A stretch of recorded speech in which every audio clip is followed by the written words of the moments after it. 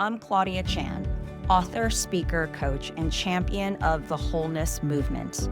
For over 20 years, I've studied and coached high-achieving people, learning their thoughts and lifestyle patterns. But through their stories and my own journey, I've discovered a profound gap between outward appearances and our inner fulfillment. In the Claudia Chan podcast, my colleague Shannon and I will uncover the invisible epidemic of chronic busyness, endless rumination, or that quiet feeling of unfulfilled potential that many of us bury underneath our accomplishments. You'll learn how to experience the consciousness of each day, transform the pain of hard moments, and discover the alignment that our souls desire. Let's go. Hi, Shannon.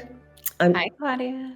I am so excited to be on this live stream with you. I am going to start us with a prayer as we continue our podcast, not in studio, but here on live stream and virtually, given all the world events. So, dear Father, thank you so much for this space and this time with Shannon, my colleague. And it is September 26th, and the world has definitely been noisy and busy with major events, and we've been with you, deeply in you. I know Shannon and I have, as women of faith, and we just pray that you be with this conversation for us to share and for me to share with my community, new and old friends, really my journey in faith. Thank you so much, Father. Amen. Amen. Amen. Yeah. So major events happening to spark and ignite us bringing the podcast virtually.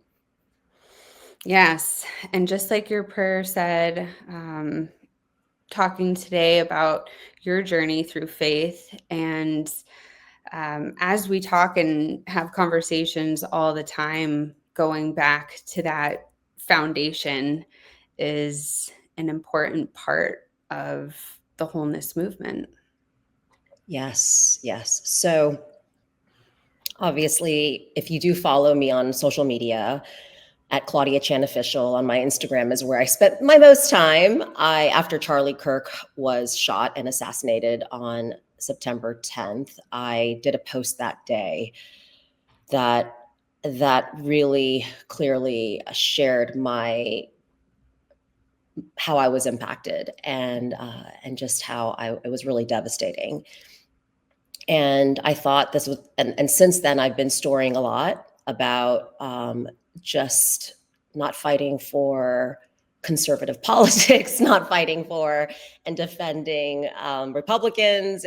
For me, it's purely my relationship to faith, and I think that I have a community that is very both left and right.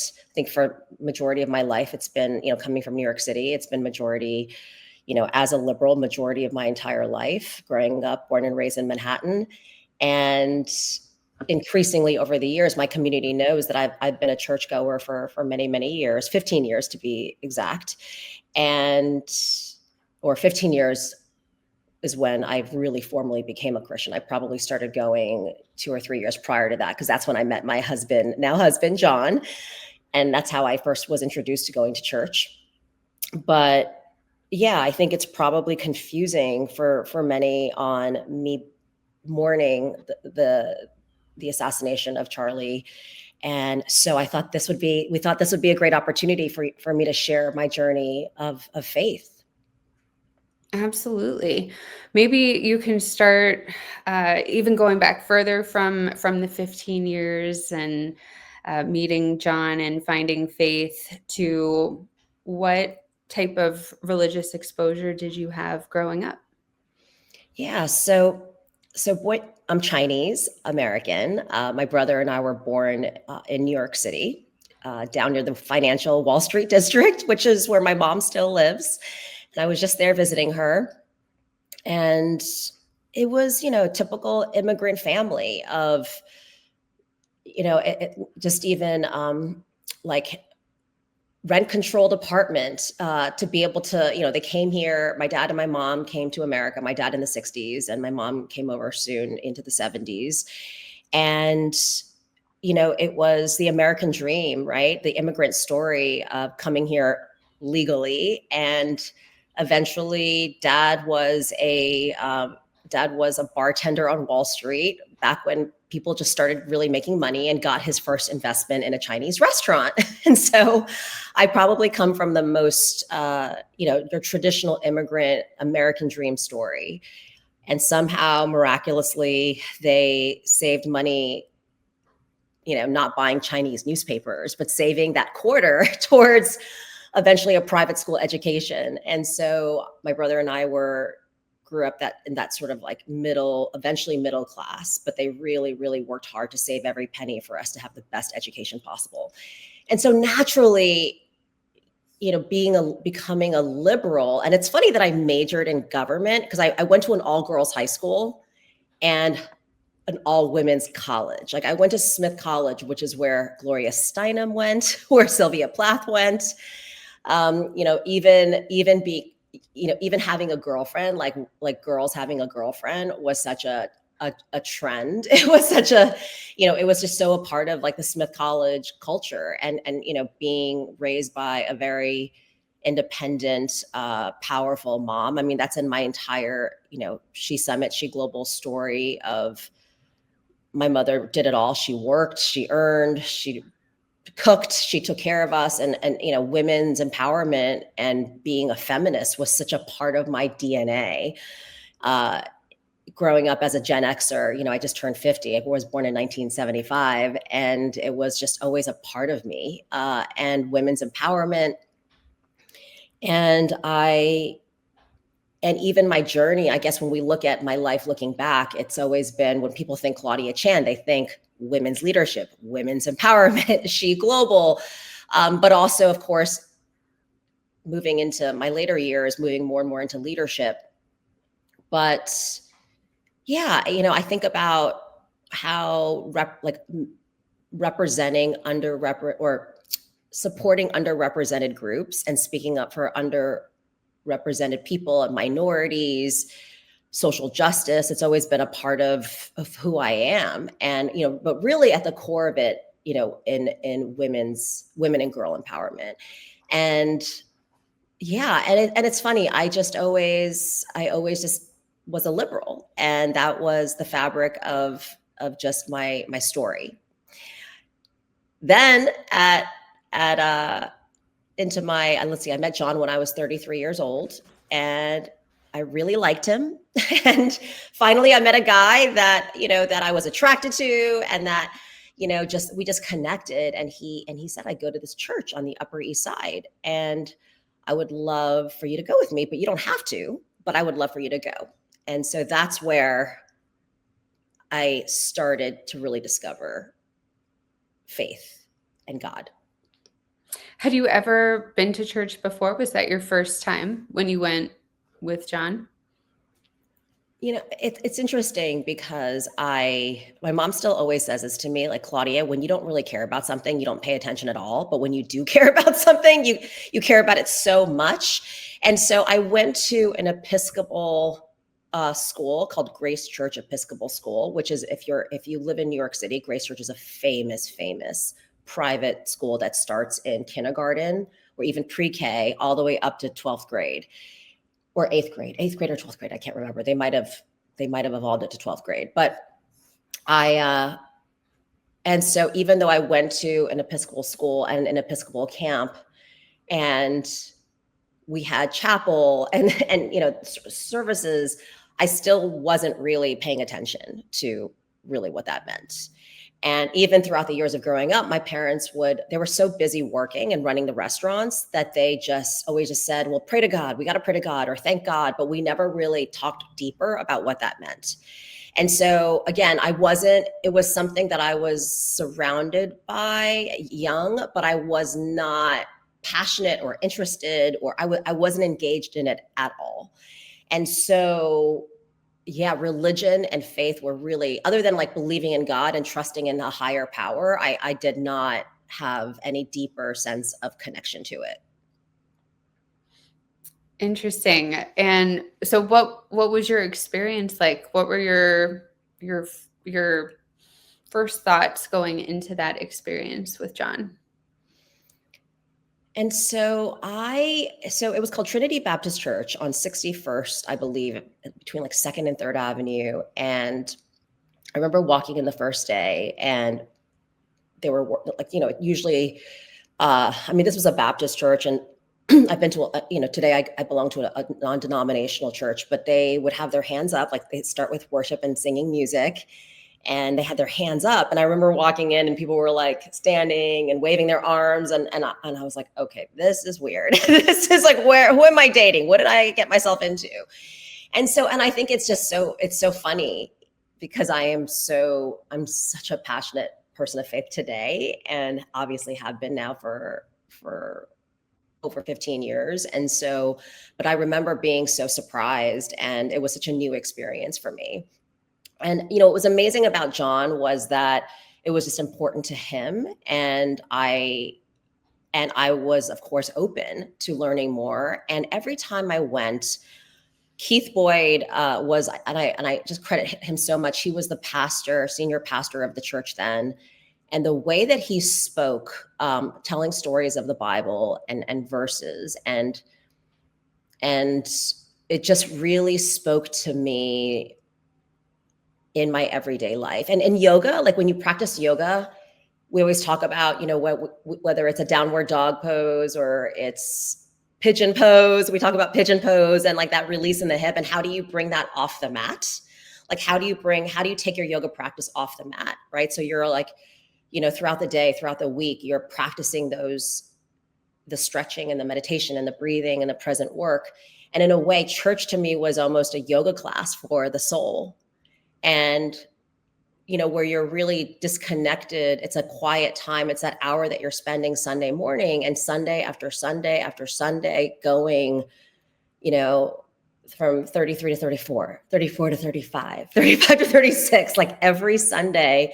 I mean, we generally, like in that beginning, we generally were going most Sundays. And it was just this yoga class for my mind and soul to really learn about history and to think about, when Christmas would come and Easter would come, and what is Christmas, like Easter, like what are, thinking about BC and AD and thinking about history and truth and like what's historically recorded, and just starting, we grew up in very unconscious culture, right? Where we're like caught up in school, grades, earning, money, friends, what we look like, what we're wearing, what we're going, what we're doing. And, that sort of external life, but the internal, emotional, mental experience, soulful experience, that became like my meditation and my yoga time. And I started really slowly falling in love with the word. Wow. Did you, speaking of conscious, unconscious, that yoga outside of the studio, did you realize what was happening? Were you conscious of it, or was it more of an unconscious adaptation Sunday over Sunday? So I'm about 30, because I met John in December of 2000, I can't remember. But let's just call it, I'm 34 years old and I'm going to church pretty consistently on Sundays with this new guy that I'm dating. At that time, I had been running a women's entertainment company. It was called S.H.E. We had nightlife guides in New York City. There was like City Search, Zagat, and there was Time Out, and there was S.H.E. So for Gen Xers out there from the major cities, we eventually started these girls' night out parties, and because we had these girls' guides to nightlife, and for 25 to 35 years old, I ran what became a multi-million dollar women's entertainment company that created like women's nightlife lifestyle events. And I was towards the tail end. I was really in my greatest burnout period of that. I had a male business partner. I've been running it with him for almost 10 years. And I was just in this major just battles at work with my business partner, not seeing eye to eye on the model.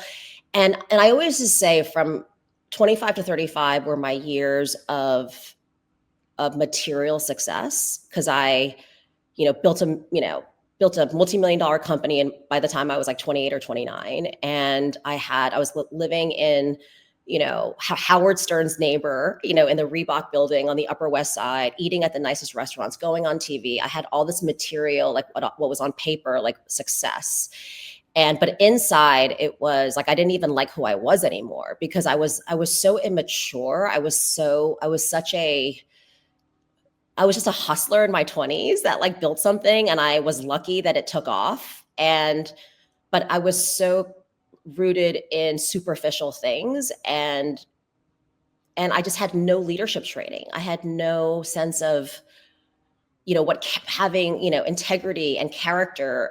I really had not really done any sort of executive development work or executive coaching work. And I wasn't reading self-help books or leadership authors. And really at that time, from, after college, there was an organization called Step Up Women's Network, but women's empowerment was not a thing yet.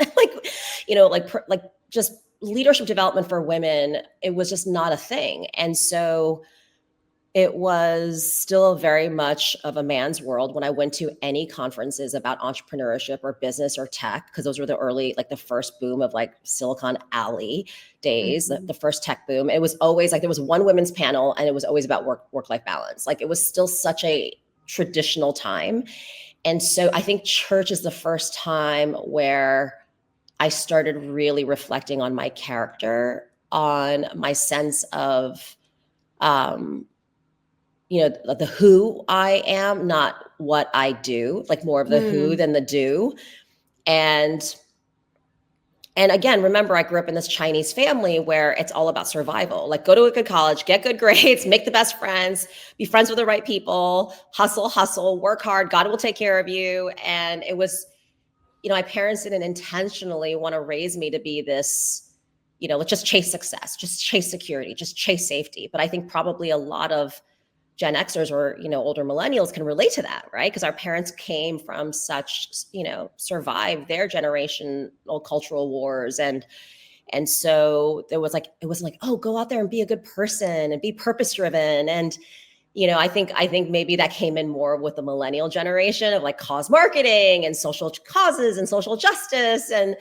But my generation really, we didn't really grow up on those values. And so I think that's when church really, loving your neighbor and just all the beautiful values, and leading change and having courage to do good. And, I think all those things were really introduced to me, like on a deeper level, as I started learning about Jesus and reading scripture and hearing the stories.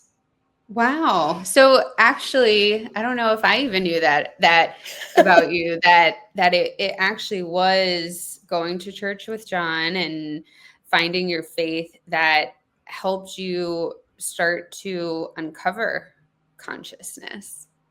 Yes. Yeah. And I think that, I wrote a book eventually called This Is How We Rise. That was all about, I think, again, depending on your generation, but if you're a millennial or a Gen Xer, which is majority of my generation, and like then people that were in my audiences and the people that I reached, is we really grew up, you're growing up like, it's like even thinking about college today and our kids, and, there's a set way on how you're supposed to do life. It's about this culture that has really just trained us and programmed us to achieve, right? Get the good grades, get into the best schools, get the best job, grow your title, increase your revenues, buy that second home. And obviously I grew up, between living in Manhattan and then eventually the Hamptons and then Westport, Connecticut, and then now South Tampa in Florida. I know I've always lived in pretty affluent areas, but it is very much of it's just this unconscious culture that really programs you. Like this is the guidebook and the blueprint for what success looks like. And what I realized over time was that this blueprint really conditions you to focus on me, myself, and I. And I think that, like, when I look out like 10,000 feet from this first quarter of the 21st century, or like just this generation, it's we're so programmed to, like, this is the guidebook, this is what you're supposed to do. And then because anxiety and mental health and burnout, because people want to have the perfect, you want your kids to be in the right school and have all the right activities, and you want to check the boxes and do the right thing for everything. And what happens is that anxiety and burnout continues to increase. People are continuing to set more boundaries. And then what I say is, it's very easy to live a smaller and smaller and smaller life that's just about me, myself, and I, and my family and my community. And how do I just protect that and just disconnect from the outer world? And I think that is, we all have to put the oxygen mask on, but at the same time, how do we then make change in the world when the world, and this is what my book was about, was convincing people that how do you be a change maker and lead change from where you are? And even in your busyness of work life, what's your mission and movement? Like, what positive imprint do you want to put on society? And so after going to church, and after, church is what inspired me to create really a platform that would create change makers. And, which is, leaders, purpose-driven, impact-driven leaders that would not just, leadership is not just leading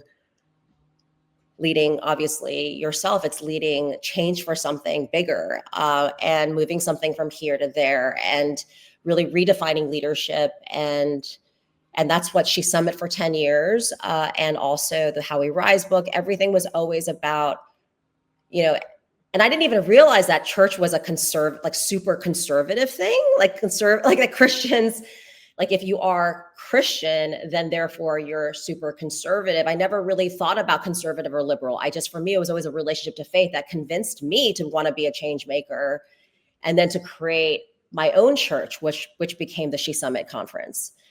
And that's where faith took me. Do you think you could have, or do you think you would have created the S.H.E Summit if it hadn't been for finding your faith and going into church consciousness? There's that movie with Gwyneth Paltrow. I think it's called Sidelines or Sideways? Where she gets on, do you know that movie with Gwyneth Paltrow where she gets on a bus, where she misses a train? And it cuts from, like, her missing the train to her catching the train. And in both scenarios, she marries a different person, or she ends up with a different partner, and her life looks completely different. And I know in my heart that if I did not meet John, and he did not take me to church and introduce me to Jesus, I would have probably ended up, marrying some financial banker guy and just maybe I created, this killer business and just be living la vida, just living this sort of, you're a life of taking care of my work and family. And I think my social impact journey would have been minimal. And so then there's no way I could have seen myself creating S.H.E Summit. It was just so clear, because I remember there was something called the Global Leadership Summit. And it's born out of a church called Willow Creek Church near Chicago.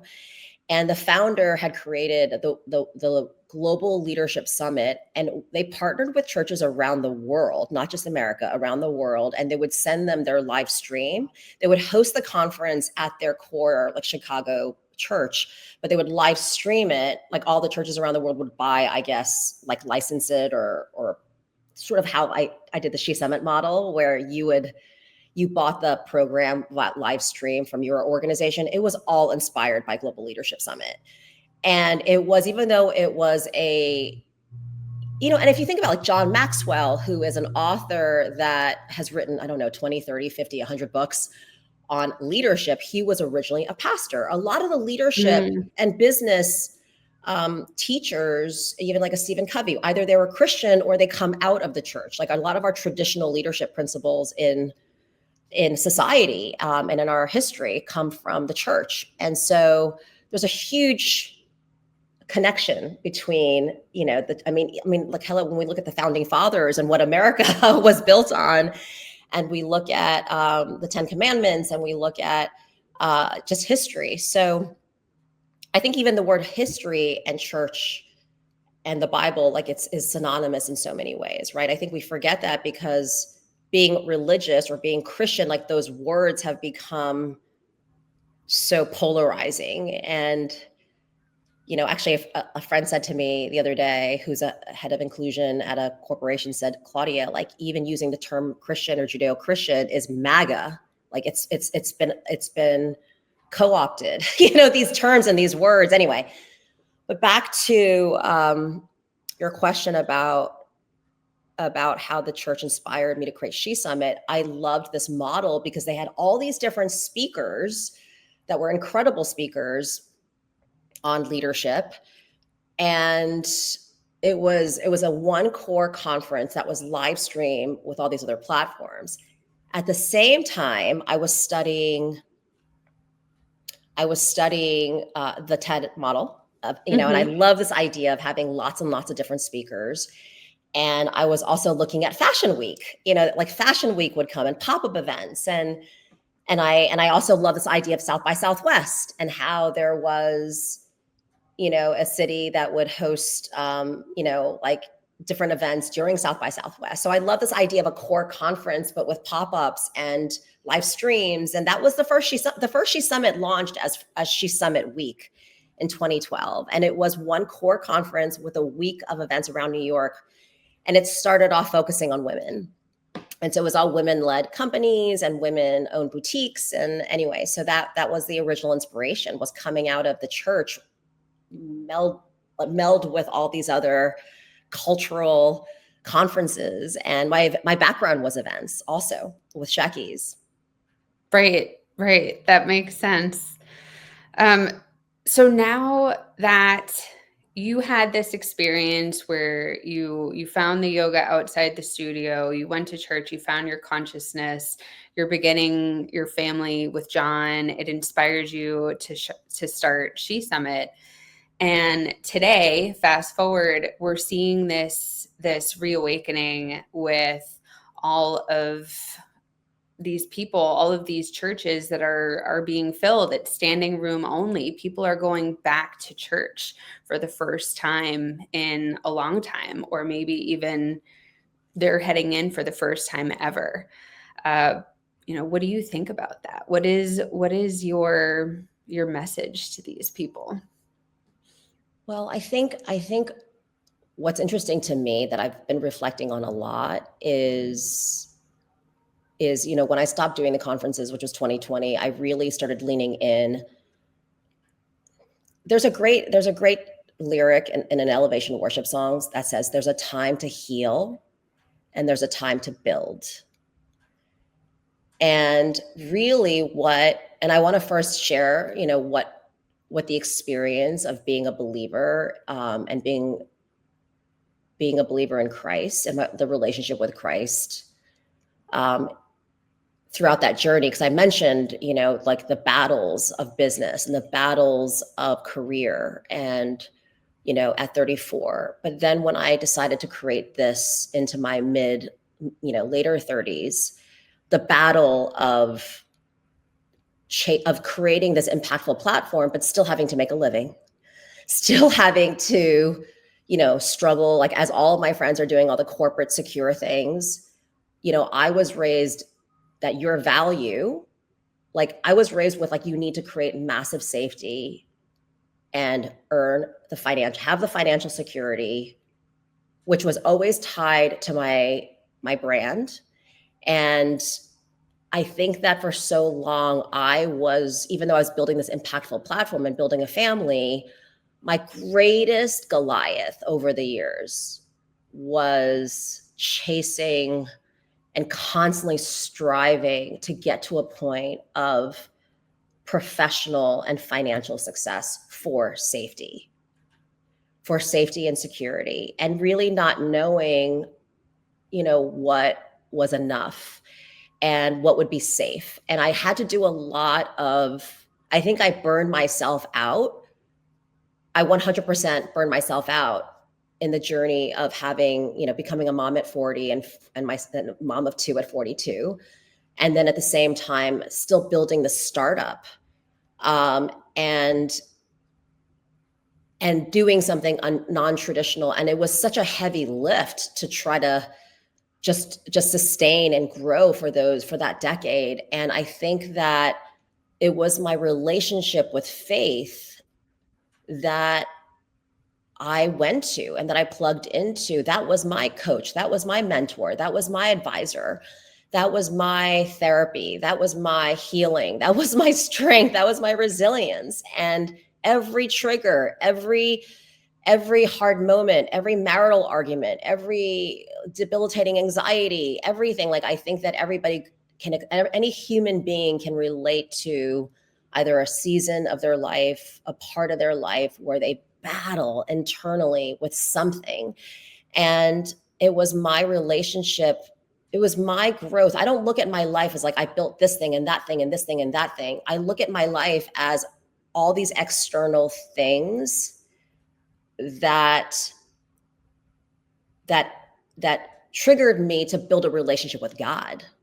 So my life is like rooted, the foundation, the roots, how I am as a mom, how I am as a wife, how I am as a leader, how I am as a community builder, as a speaker, as a coach, as an author. It's the constant work with just getting back into God and, checking myself and catching myself and forgiving myself. And so it's like life is a journey of growing you. It's not about growing these external things. It's about like everything exists out there to grow who we are in here so that we can show up and continue to contribute solutions and goodness, and healing and empowerment into humanity. And so that is what, as I'm a liberal and I become a person of faith, and I'm almost thinking about like this line, of and like a 50-50, like 50% of my community is like liberal and the liberal world that I came from, and then the other 50% is conservative. And I feel like my faith has just, as all these events are happening and, social, cultural, and I was there for George Floyd and I was there for every underrepresented group. That's what my conference did. It was a diversity, equity, and inclusion powered, rooted, platform that Jesus inspired. And then how the world continues to change, and being left and being liberal, the meaning of that has changed so much. And now it is my faith. And when Charlie Kirk was assassinated on September 10th, I never followed him regularly. I was not like this avid consumer of his content. I only discovered him after October 7th, when I spoke up for Jewish people, because he was one of the few Christians that were speaking up for Jewish people like myself. I was looking for those folks. But for me, it was, his assassination was not about attacking it's not about his politics. And the revival that's happening is because of his platform of faith. And ultimately, it wasn't because of his worship for politics, it was his worship of Jesus. And so as somebody where we are all, as a believer in Jesus, you're all one. We are all one in Jesus, no matter your race, your gender, your sexual preference, like poor, rich, like you are one. And so him getting killed was like a sibling getting killed.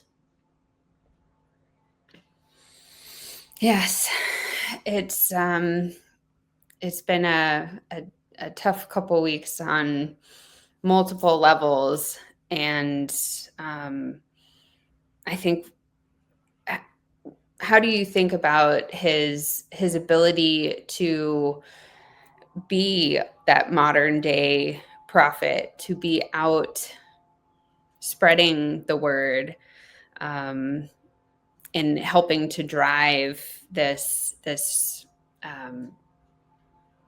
revitalization of people back to faith? Well, yeah, I think that, and my post was on that day was because I was like, I'm so familiar with, again, the left and the right. And by the way, I was just, even though I majored in government and I have been always in social change work, I don't really get political, or I don't intend to get political. And I don't, it's almost, even using the terms liberal or conservative, like it's not even something that I think about much. For me, it's always just been about my faith, and how, as a person of faith, I think about social issues and what God calls us, and, to be bold and courageous. And so, like, and like, love everybody, like love others, like more than you love yourself, and love your enemy. And so we're just taught to basically fight and love on people. And so for me, like, my politics is humanity. My politics is people. I think that's actually, I was thinking a lot about, that's always been my politics, is like, God gave me the talent of really seeing people. And I think that's also led to my people development work, and seeing people and their pain from the outside, but also seeing their greatness from the inside out. And I think what he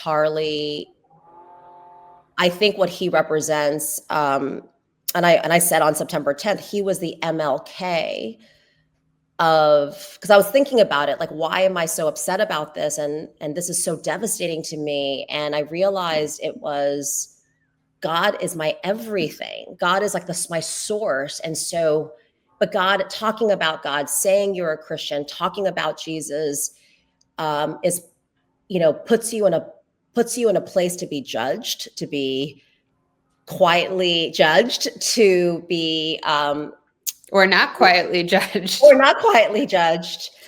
And it is, all of a sudden, it's polarizing to say those things. And so, because that's what, again, everybody gives different definitions to different words. But I think that as Christians, like what I said, he's the MLK of our time for Judeo-Christian values, because he was so bold and courageous. Like, he carried the torch. By the way, out of 8+ billion people in the world, I think there's 8.2 billion or 8.6 billion. There's over 2 billion Christians. There's over 2 billion Muslim, and there's like something like 14 million Jews, 14 to 15 million Jewish people. And then, of course, there's like the Buddhist and other faiths. But I mean, we're talking, several billion people are believers. And again, we're in a time in history where saying you're a Christian and publicizing it is not something that culture tells you to do. It's not safe. It's not psychologically safe to do it. And so therefore, he was so bold about it. He was like a brand ambassador for it. And I think that's why we're seeing such a revival, because he actually did what scriptures tell you to do. He was bold in it. And yeah, I think a massive turning point has just happened in our entire world, and Wow. what he represented. Absolutely. I would love to hear your thoughts on this idea that you just spoke about, where we're kind of pre-programmed not to talk about our faith or some of these topics, like faith, religion, and money. You don't speak about these things, but he did. So how do you think about culture, the programming? What is the, right thing to do, or the right time and place to have those conversations? I think that this is a time for everybody to go inward. And again, maybe this is just to believers. And when I say believers, it's a term that you're a believer in Christ and in Jesus, and that he is the Son of God and the Messiah. But I think that because we're talking about Charlie and we're talking about the revival of the Christian movement, is so maybe this is speaking to those who are believers, or those also who have faith or consider them Christian but are not deep in it, like deep in their practice, or maybe they general have like moral values that are from the faith, but not, they're not attending church regularly. They're, it's just they're less closely knit to the word and studying scriptures, etc. Is that it's just for that demographic, the former demographic, this is a time to really go inside.